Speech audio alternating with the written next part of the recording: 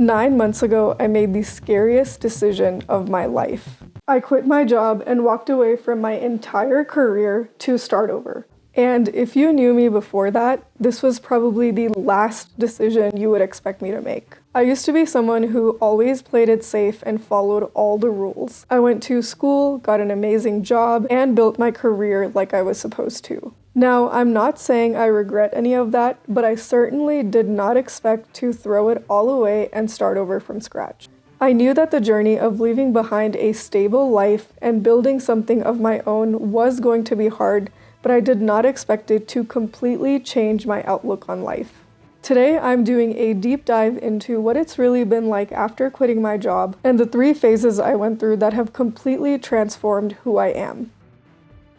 Okay, so before we get into the changes that I experienced, let's just do a quick recap on why I left my job in the first place. So the issue really wasn't with my job, but it was actually the lifestyle as a whole. I was basically living on autopilot, and I felt like I had lost my ability to communicate and make effective decisions. And this was really showing up, honestly, in my work as well. I just constantly felt overwhelmed, and I did try to make things better at work. I tried to take time off, see if that would help, but I realized that I was just completely burnt out. And this burnout was not going to be fixed by just taking time off or delegating more. It was a lot deeper than that, and I could almost hear my body screaming that I needed a complete overhaul. So the very last job I worked at, I had been there for almost 5 years. So I really gave it my all, and I really enjoyed the work that I got to do there, and I really loved the experience. The problem was I knew that the lifestyle of working and then being so drained after work that I was actually making unhealthy decisions and then causing myself more stress because of those unhealthy decisions was actually going to be worse for me than just not working. And I continued living on autopilot like that for almost 2 years before realizing that there was a problem. And so I think that's how deep the burnout had gotten, was that I was completely unconscious of the lifestyle I was living and the decisions I was making. And to those of you who have watched some of my other videos where I talk so much about how I used to order takeout all the time, those are real stories, and that's kind of what my day-to-day looked like. I'd wake up maybe 30 minutes before work, take around 15 minutes just to shower and get ready, and then drive 10 minutes to work. All of that was being done on autopilot, suffer through the 8-hour workday, and then leave work, pick up some fast food, come home, and eat all of the fast food and just sit on the couch and scroll on Instagram. I lived that exact day for at least 6 months in a row, I remember at one point.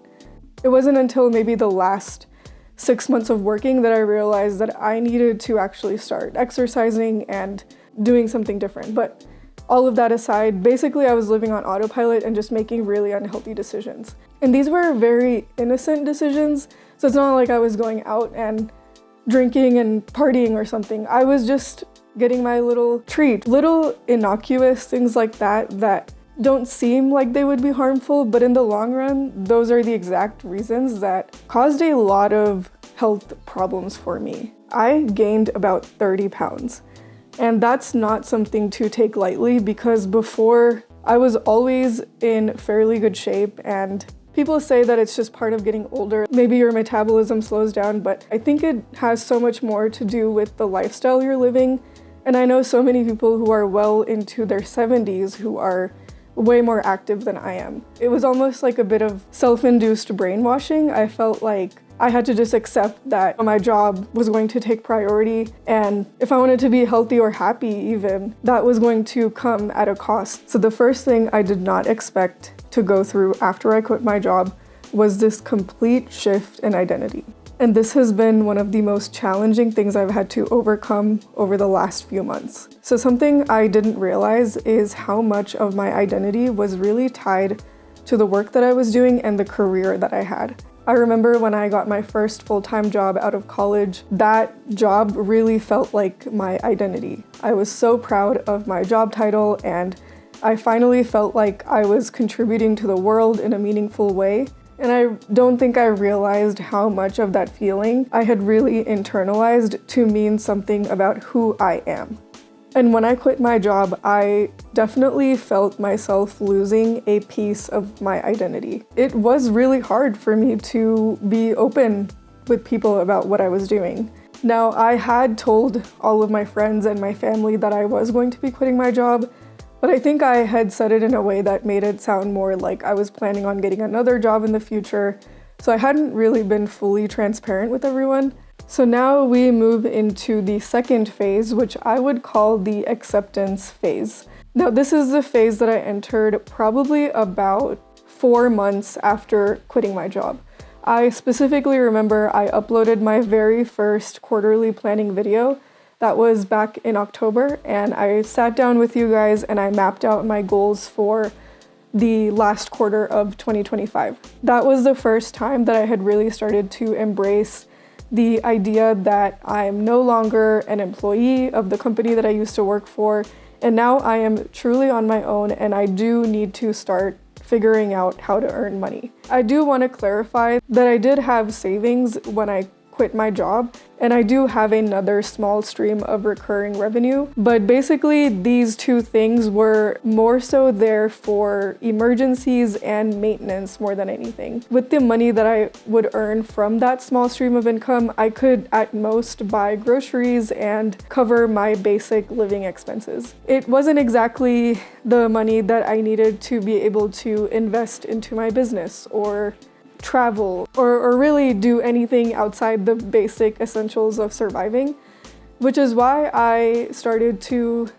realize that I really needed to stop spending money. And this was when I had to really let go of the habits that I had adopted as an employee. So I could no longer just go out and get food every single night.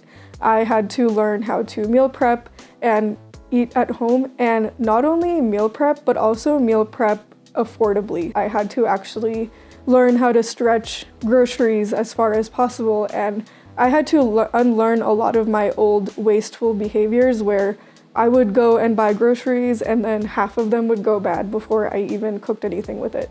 So that's actually what inspired a lot of the more recent videos that I've made on this channel, talking about food waste and just reducing your food spending in general. Those topics are definitely very important to me and near and dear to me. So the acceptance phase was really about auditing all of the habits and behaviors that I had when I had a more consistent and regular, predictable income. And I realized that I needed to be extremely aware of the money that was actually in my bank account, the money that was coming in, and what was actually going out.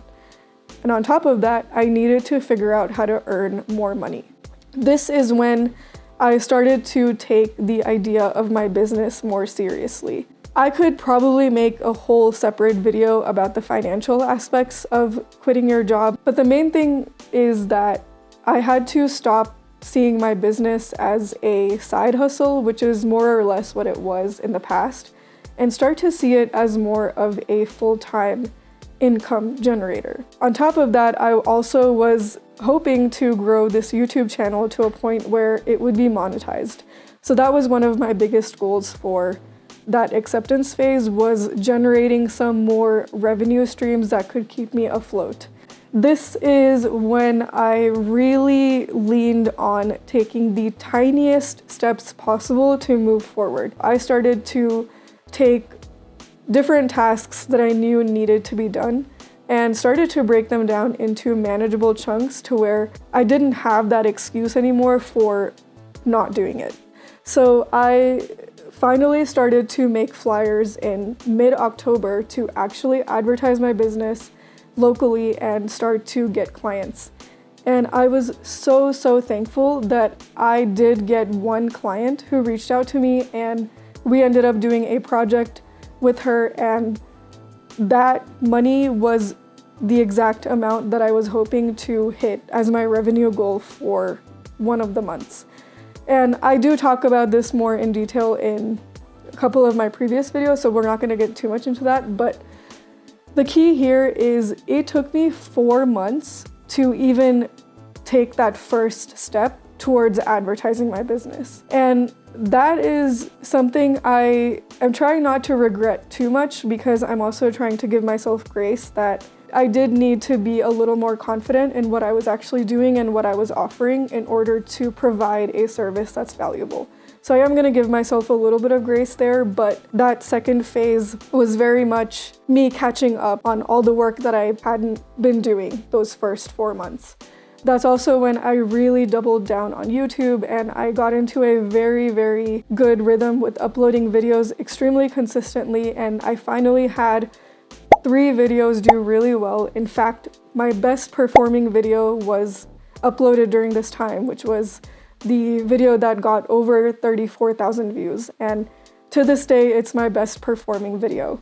I did start to reach a lot of those success metrics that I was hoping to reach. Phase 2 was really this beginning of the new journey that I was going to be taking. So now we get into phase 3, and just for some context, I believe right now I am either coming out of phase 3 or at almost that very end of phase 3. This one I would call the new identity established phase.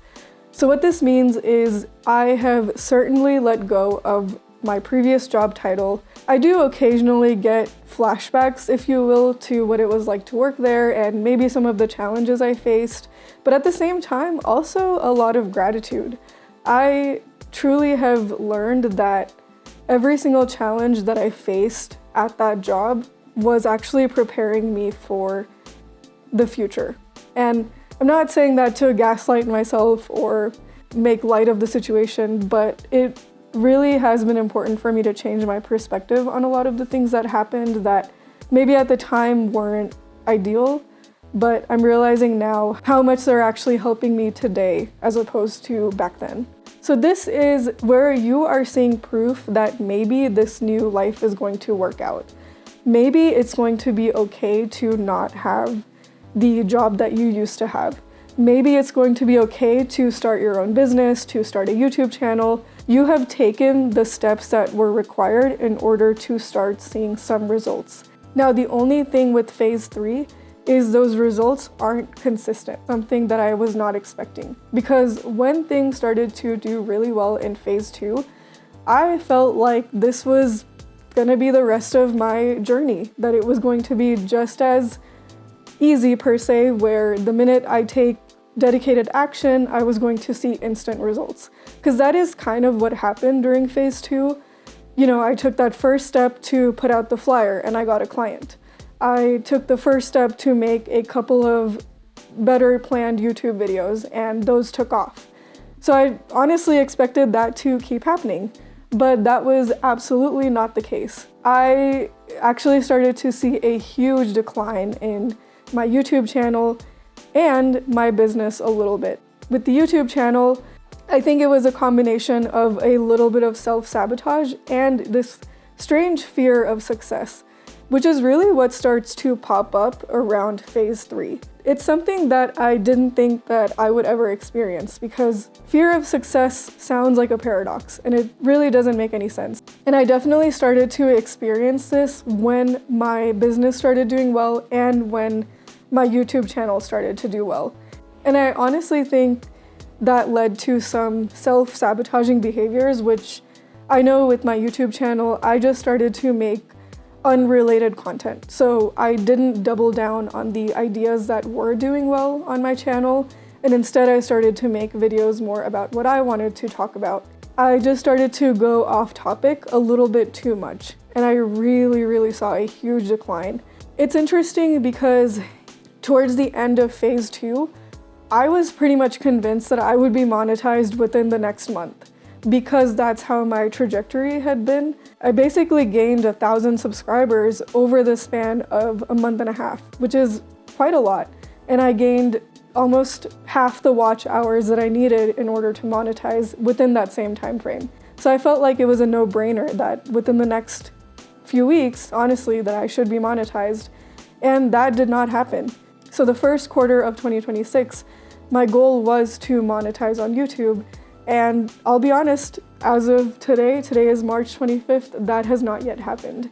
Phase 3 is challenging in a way because it's almost like you start to see these tests of whether you can keep going despite seeing those results.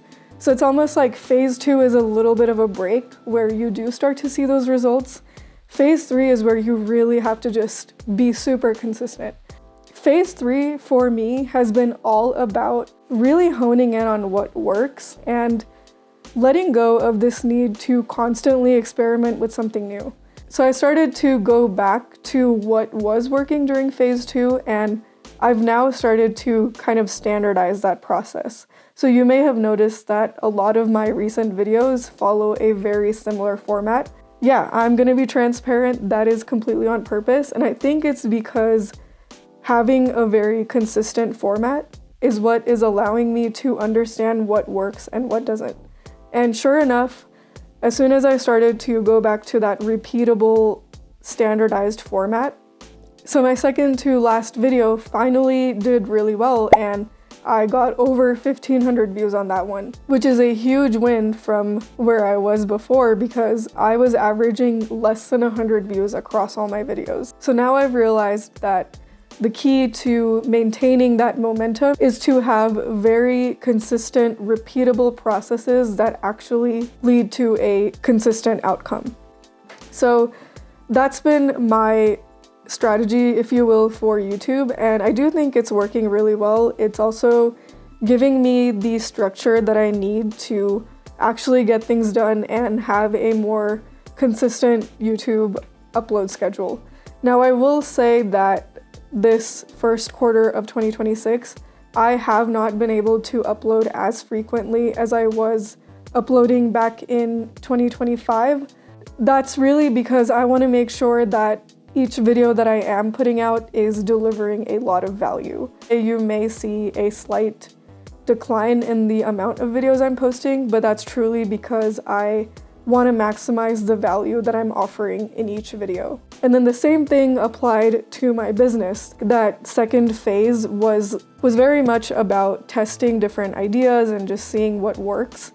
And I was very lucky to see immediate success from just those early tests.